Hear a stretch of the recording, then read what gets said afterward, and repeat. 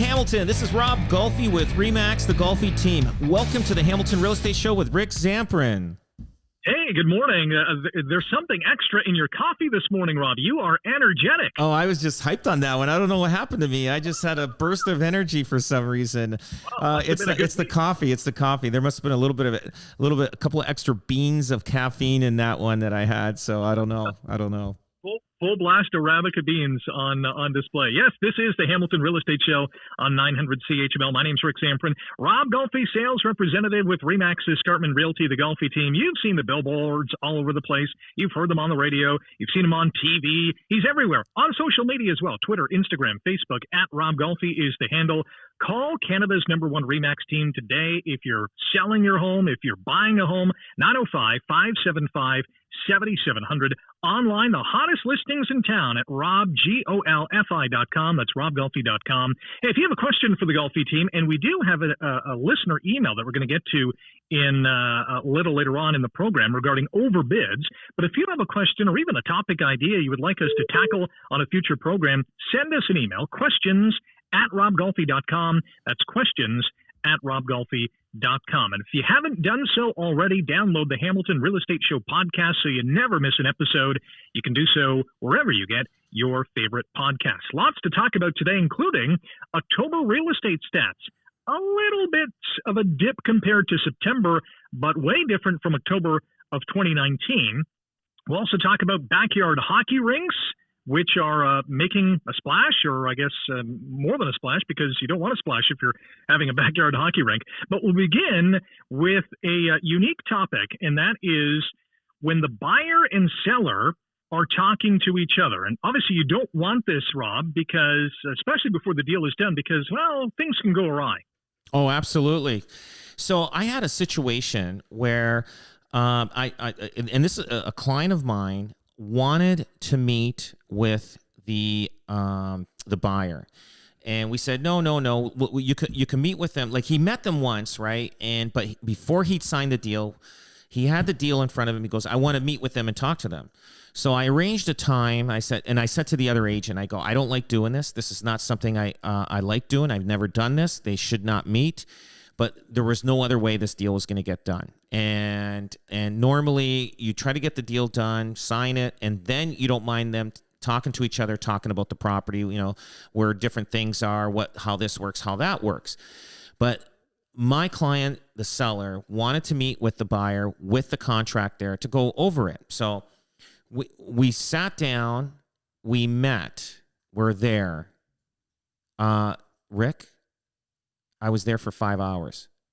Wow. Oh, so and the other agent is like, "What's going on here? We need to get this signed." And I kept telling. So I have a very, very not a temperamental, but very delicate personality to deal with when I'm with my client. So I have to be very careful.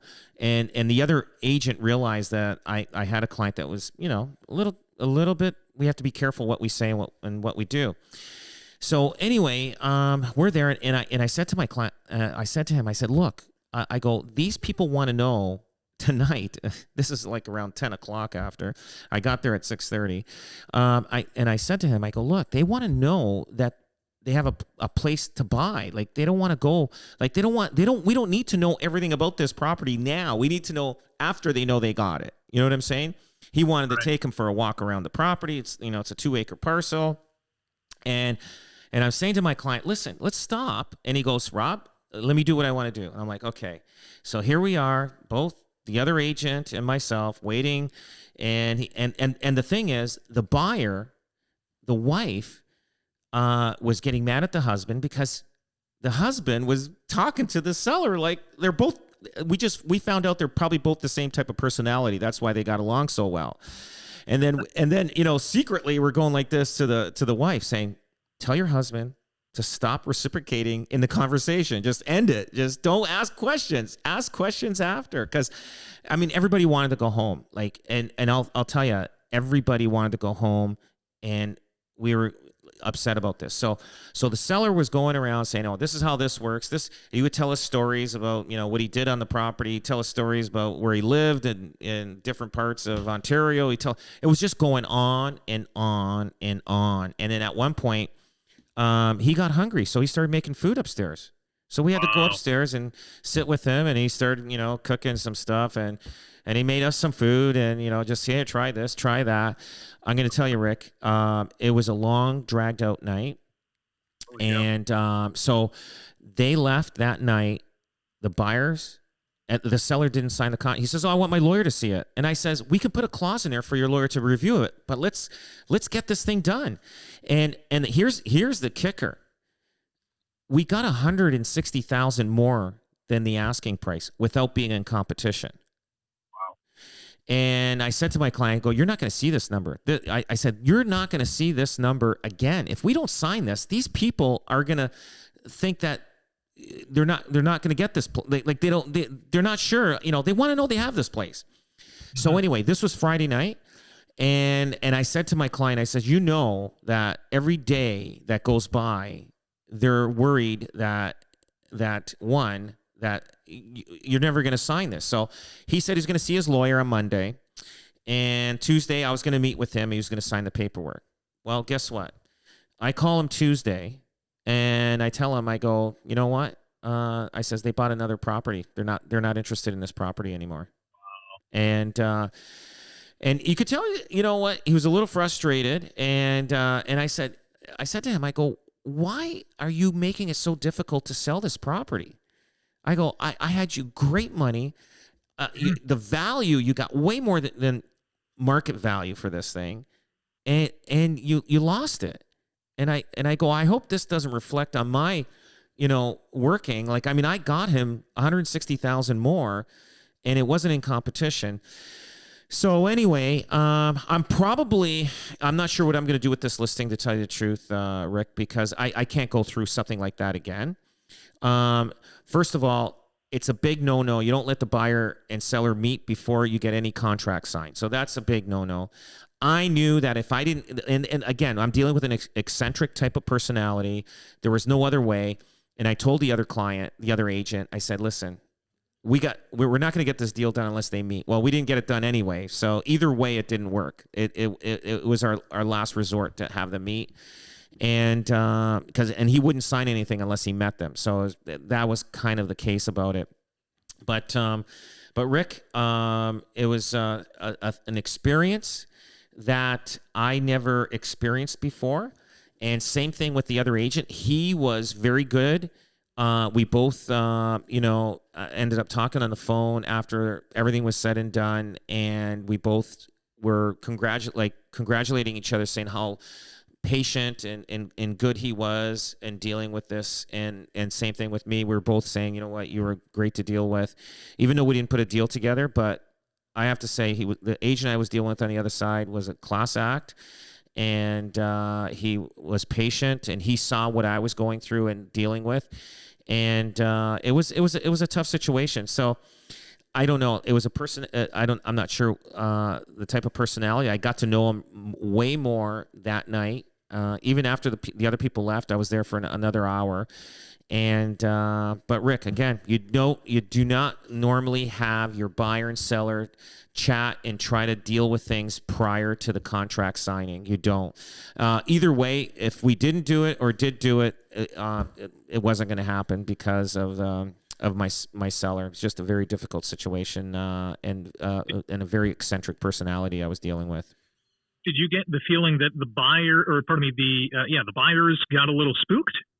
The buyers did get spooked because part of this deal was the people were able to move in at the end of November, and there was a big shop on the property, and the guy was going to be able to have 2 months to remove his stuff from the shop. So they would own it, but the seller would still be on the premises. They got spooked because this guy, he would probably bother the people that live, that the new owners, and probably he'd be on the property every day trying to removing his stuff from the shop. But who knows what that might turn out to? You know what I mean? Like everything's in writing, but I mean, it took us 5 hours in one night to and we got nothing done. Can you imagine if we, like it just wasn't. So the other people, they realized, what, this may not be.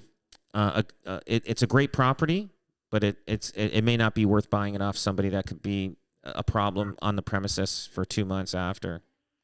Wow. How motivated did you get the sense that the seller is really to sell the property? He is motivated, but I Rick, I don't know. He's kind of cannonballed his own deal. He killed his own deal. He is motivated. I don't know what to say. He wants to sell, but he's got all different prices in his mind. He goes every time I meet him, he's got a different price. So I think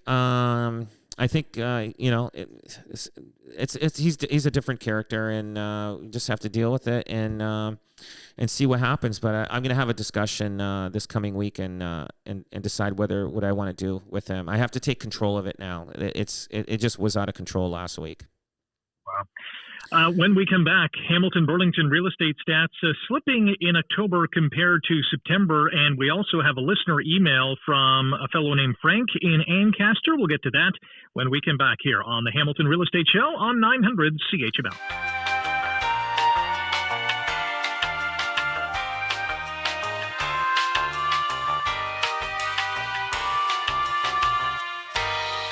Welcome back. This is the Hamilton Real Estate Show on 900 CHML. My name is Rick Zamperin. On the line with us today is Rob Golfi, sales representative with REMAX Escarpment Realty, the Golfi team. RobGolfi.com is the website that you want to go to see the hottest listings in town. That's RobGolfi.com. Still to come, we'll talk about building backyard hockey rinks. Apparently, a lot of people are getting ready for the winter season by doing just that. And in a matter of minutes, we will dissect some very interesting statistics from the Realtors Association of Hamilton Burlington for the month of October. But we have a listener email. This one is from Frank in Ancaster. And Frank writes, would like to know how overbids on a listing is transpired when someone's asking price is offered exactly as advertised by a purchaser. Isn't the seller required to take that offer and close the listing to anyone else? Please explain the mechanics of how an overbid develops. So an overbid, we've had quite a few of overbids in the past year, especially in the past 5 to 10 years. You know what, and I don't know where people heard this, and it just seems that it must have started at one point or another. Let's say you list your house for $500,000 even, and somebody offers you $500,000. Now, people think that because they offered you the full price, that you pretty well get it. The seller has to sign on the dotted line to say, yes, I accept this offer for it to be sold.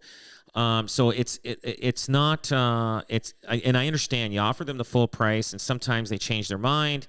Sometimes they want more. But even if you offer them the full price of the house, and they're not obligated to sell unless they sign on the purchase and sell agreement, and both parties agree to that. Now, obviously, when you have 10 offers on the same house, and you got 5 of them at $500,000, and another 5 at over $500,000. The seller decides to choose with his agent which one is the best one. They look at, they ask questions like, how's the buyer? Is he strong enough? Does he have the deposit strong enough? Closing date work? And he's the highest bidder. It's like anybody else. If you're selling a property, you want the most amount of money as you can, and you take whatever the highest price is. Again, unless the seller signs on the dotted line, it doesn't matter if you're full price or whatever. You don't have to. The seller doesn't have to sell. I mean, we've had sellers that there was no other offers, and they've signed back over asking, and they still don't put a deal together. So even though you're asking $500,000 for the house or whatever price, and you get the full price, it doesn't mean that you're going to get it. It's up to the seller to decide whether he's going to sign on that dotted line. And if he does, then yeah, you've got the place. But people change their minds, and anything can happen. So you can give them exactly what you wanted, and they could say no still. It's just not the way like it is. going to yeah, it's not like going to a store and saying, "Hey, that whatever the item is, that thing is $10. I'll pay $10, and then I have it." Even though there's many other people who want that same item. There might be similar items for the same price. If it's a home and it's $500,000, let's just say, and there's 20 people that have put together bids and they're all $500,000, the seller doesn't have to take any of them. That's right. That's right. And I've had that where I've had a full price offer, and right there, I'm sitting at the table, and they say, "Rob, you know what? I think we're gonna stay." And I say, "I understand." I go, "No problem," and I don't hold them to it. I don't get upset about it. I just hope that they call me when they decide to sell down the road. And it happens. It happens. People. Sometimes it's an emotional thing, and when they actually see the actual number, the contract, the agreement of purchase and sale, somebody offering them money for their house, they actually go, "Whoa, this is really happening." And so sometimes they're not ready for it, so they may have to wait a year. And it's a lot of times, sometimes it's children trying to get their parents to move into something smaller, more one floor plan. And I'll tell you, a lot of seniors, they have a hard time, especially if they've been there for 50 years or 40 years. That's their home. That's it's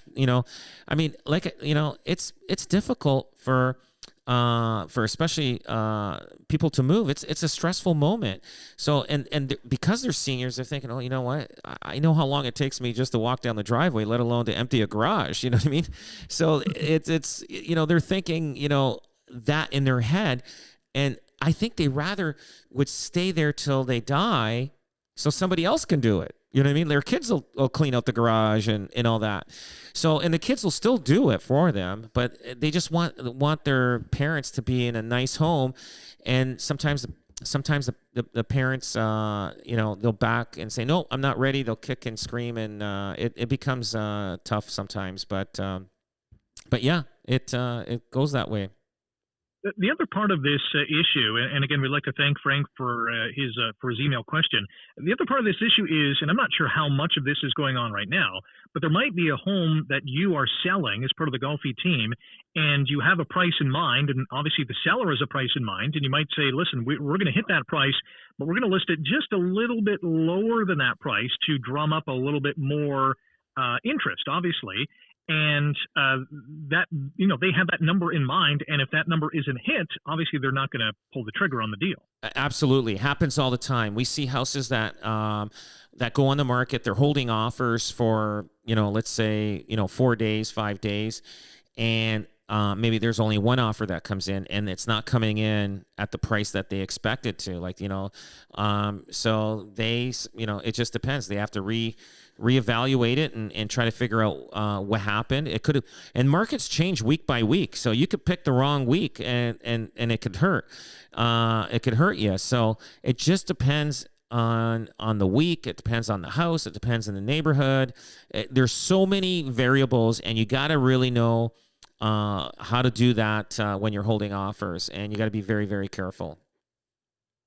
So let's go through the October real estate statistics from the Realtors Association of Hamilton, Burlington, because there's a few interesting numbers that we're going to hit on here. Number one, the amount of sales last month, 1,615. That is down 7.6% over September. However, nearly 24% higher compared to October of 2019. New listings down 12.8% over September, but 5.5% higher over last October. The average price for residential properties, and again, this is Hamilton and Burlington, $721,000 and change. That was up 0.02%, so virtually unchanged from last month, but up nearly 20% from October of 2019. That is a phenomenal number. And the number of active listings available at the end of October was 39.8% lower compared to the previous year. And active listings are listings that are still active on the market, obviously, right? Yes. And you know what? I thought September was going to be the month where things were going to start leveling out. but it didn't. It was October started. It started cooling just a bit. Now the numbers that we're experiencing, like October of this year versus October of last year, it's going to kind of if we go back to a normal without COVID and everything else. It's going to make a mess with the numbers next year, because we're going to look at next year's numbers in October, and we're going to go, whoa, how come we didn't hit those numbers in October? Well, because we had a delayed spring market that kicked into middle of summer. So, I mean, yeah, we're going to be up from October last year because, I mean, everything got delayed this year. But they're great numbers. The market's been great for anybody that's been selling, and there's still a lot of good deals out there for buyers. But yeah, you're right.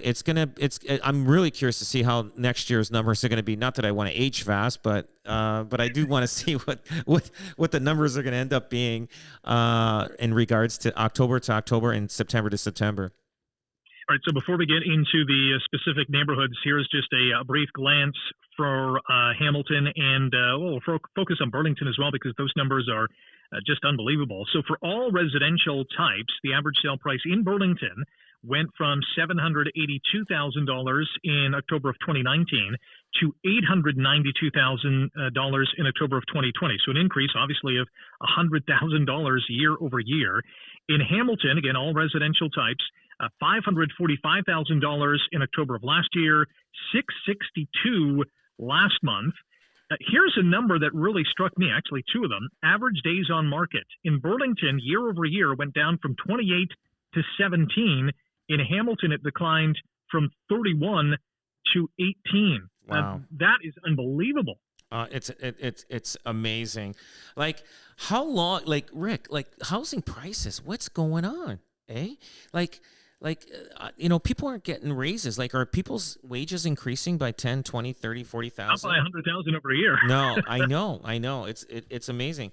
Like I know in Burlington, they've got 35% more sales, and they're up 13% in average sale price from year over year. That's crazy. That's crazy. So this is all residential comparison average price by property style. We'll just focus on detached. In Hamilton, the average price of a detached home went from $595,000 in October of 2019 to $726,000 in October of 2020. That is an astronomical increase.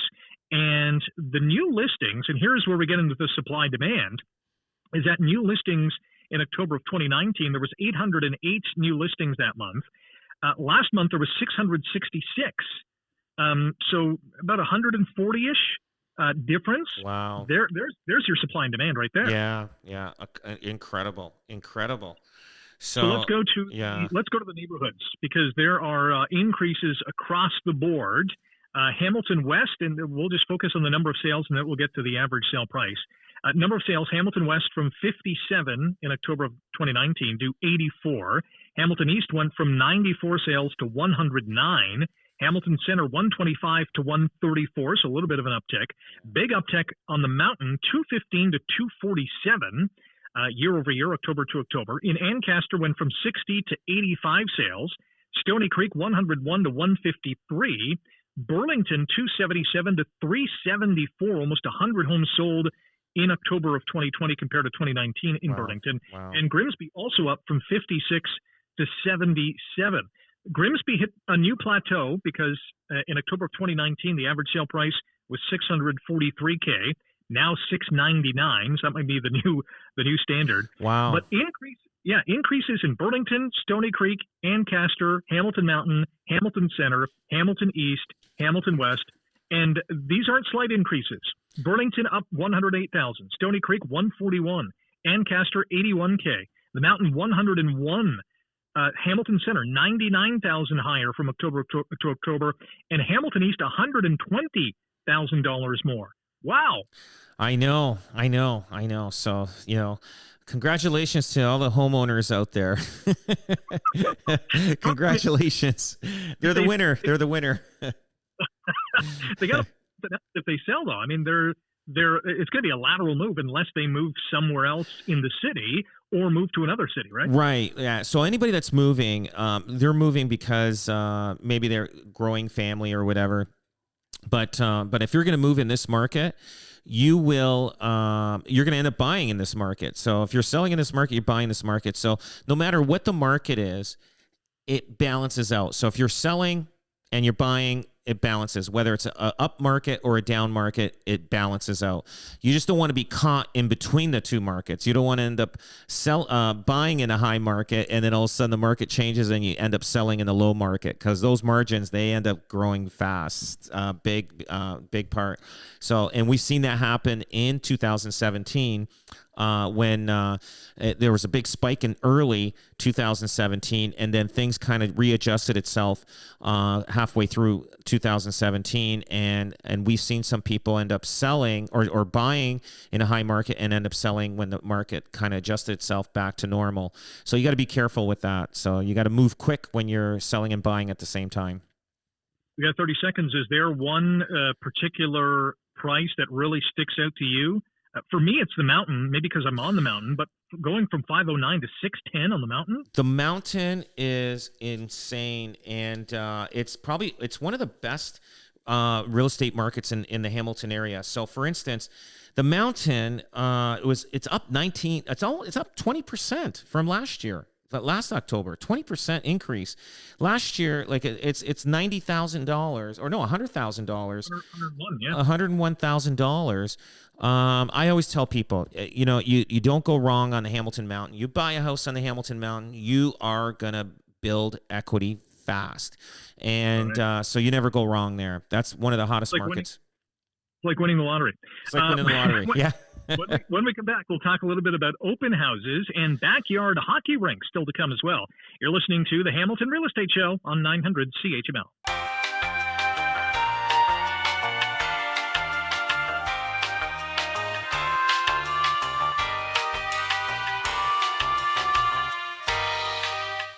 Welcome back. This is the Hamilton Real Estate Show on 900 CHML. Rick Zamperin in studio. On the line from One Markland is Rob Golfi, sales representative with REMAX Escarpment Realty, the Golfi Team. Open houses.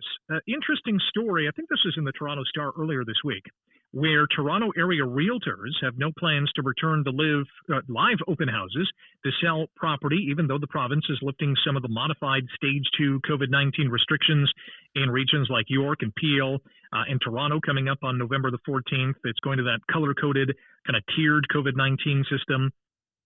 OREA, the Ontario Real Estate Association, saying that we continue to urge our members across Ontario to keep their clients and communities safe by using virtual tools, scheduled showings, and following protocols outlined by our guidance document. How many open houses, Rob, have you been to or heard about even in Hamilton since the pandemic began, or even more recently? There are open houses happening. Agents, they're doing the open houses because they, two reasons. They want to sell the house, and also they want to get some business because they know buyers are going there.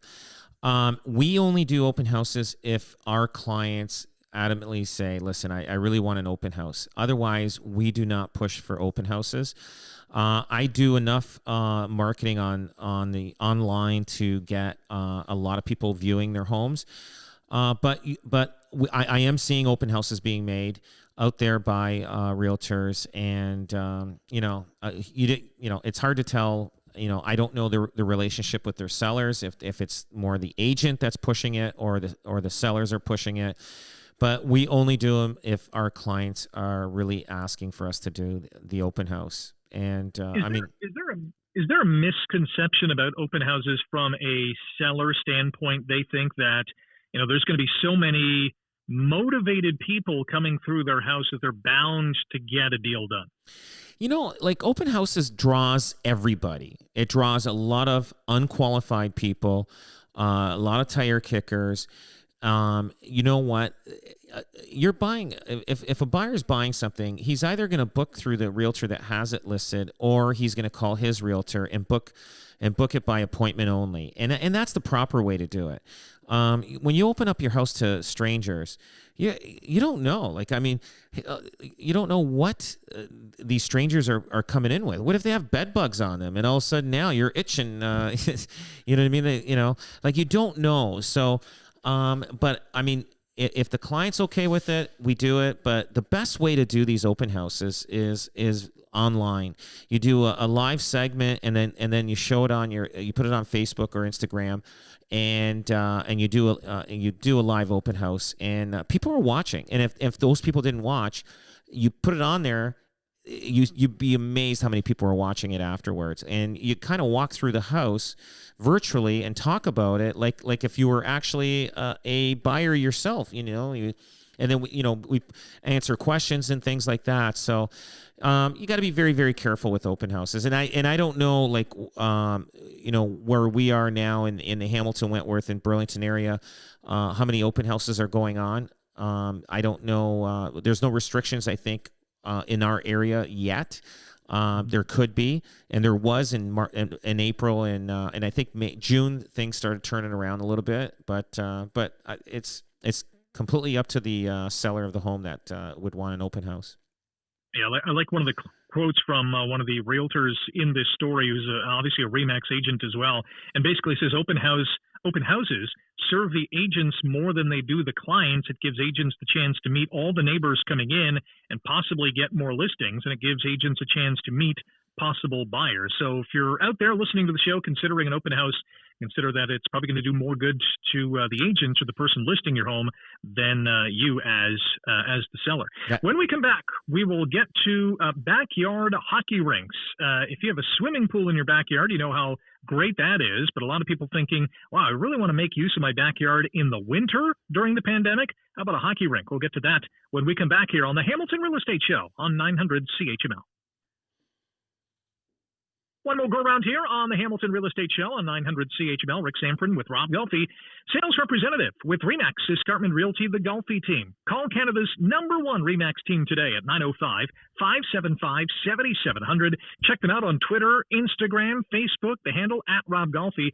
Online for the hottest listings in town, robgolfi.com. That's robgolfi.com. And while you're at it, download the Hamilton Real Estate Show podcast wherever you get your favorite podcasts. Before we get to the backyard hockey rinks, I mentioned, whether you're buying or selling your first home or your 10th, the average client that you deal with on a day-to-day or month-to-month or year-to-year basis, how many times have they been through this process? Are you seeing a lot more people onto their third, fourth, fifth homes, or are you seeing a lot more buying their first home or maybe their second home? You know what? It's I find the older generation are sticking around a little longer. The younger ones, they are jumping from their either their condo townhouse to a detached home. So if you're in a apartment style condo, you're going to a townhouse. From a townhouse, you go to a detached home, and it just keeps growing from there. And but yeah, people are moving. It's like the market hasn't. COVID hasn't affected the market at all in people's choices of what they want to do in their lifestyle. It hasn't affected at all, and so people are doing what they want to do. We're at even though we're in an uncertain COVID time, but people are used to it now. So it's kind of like we've kind of worked with it now, and now we're just going on with our normal life. And if we want a bigger house, smaller house, we're doing it regardless. Philip Golfi sent me an email a couple of weeks ago, the subject line, backyard hockey rinks, ! And he says, we need to talk about this. The amount of people building backyard rinks this winter similar to pools. We saw in the summer people either installing pools or really wanting to buy a house with a pool because, amid a pandemic, they knew they were going to spend a little more time or a lot more time in their own backyard. And hey, if it had a pool, then, bonus. And now people are building hockey rinks. Oh, absolutely. Rick, I know when my kids were young, I built a hockey rink, and probably by my 4th year, I became a professional at it. So, I mean, you actually get to learn if you're very much into, outdoors and hockey and things like that. I remember when I moved from my house, we're talking many years ago, my semi and I built a hockey rink back there, but it had a little bit of an elevation. So when making the hockey rink was difficult because obviously water levels out, right? So the one end I would have like 1.5 feet of water, and the other end I would have 6 inches of water or 4 inches. So I had to put a lot of water in, and I had to wait for it to freeze.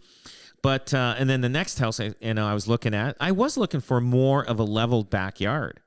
I was. So, and I did get it. And I probably made ice rinks for probably a good 10 years when the kids were young. It's like, you're out there late at night, watering it, getting it all ready for the next day and all that kind of stuff after everybody's been on it all afternoon. But yeah, I would assume that, people are going to be buying kits and things to make ice rinks. I remember I had all the boards. I had everything.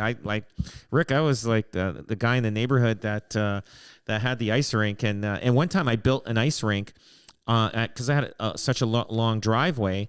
I did one in my driveway one time, and people couldn't believe it. And I set it up, and it was pretty good because the driveway was more level than the backyard at the time, so it worked out well. But the kids had a great time. The neighborhood kids had a great time. My kids, a couple of them ended up playing AAA hockey, and it was because they had all the ice time they wanted right in their backyard or driveway or whatever you want to call it. But yeah, I'm sure there's people looking for houses that it's got flat elevation in the backyard, so they could put a big ice rink back there. And I'm sure there's people are putting them in right now, boarding up and putting plastic in and filling it up, waiting for that first freeze. Yeah, we had a backyard rink when I was growing up, and it's just, some of the best times you can recall. You can get all the ice time you want, free of charge. And there were some times where, you yourself had to, water the rink because, Dad was working late or whatever the case was. But, great memories. I did see on Facebook earlier on this week, there's a home in Edmonton. It's actually a semi-detached, and both neighbors basically tore down the fence because their entire backyard is a hockey rink, boards, plexiglass, logos on the ice. It is absolutely fantastic. True Canadian, that's for sure. Yes, yeah. Hey, we got to run. Rob, thanks for the time today, and thank you for listening to the Hamilton Real Estate Show. Don't forget, go online to robgolfi.com and call Canada's #1 REMAX team, whether you're buying or selling, 905-575-7700. We're back next Saturday at 9 on 900 CHML.